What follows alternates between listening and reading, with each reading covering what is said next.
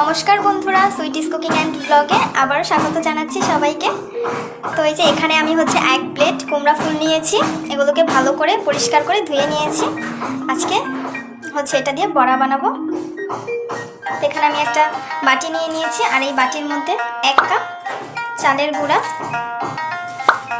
1 cup বেসন, আর অল্প পরিমাণে ময়দা দিয়ে দিলাম, স্বাদ মতো লবণ,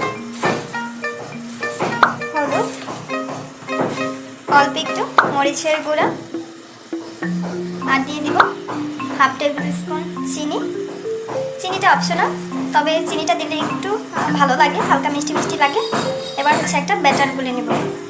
এই যে এখানে আমার ব্যাটারটা কিন্তু রেডি হয়ে গেছে। এই যে আমি ঘনত্বটা ঠিক এরকম রেখেছি। এবার একটা একটা করে এখান থেকে কুমড়া ফুল ডুবিয়ে তারপরে তেলের মধ্যে দিয়ে দেবো।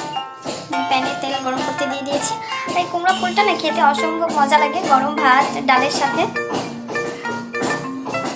এই যে দেখো, প্রত্যেকটা ফুলের আমি দিয়ে দিয়েছি তেলের মধ্যে।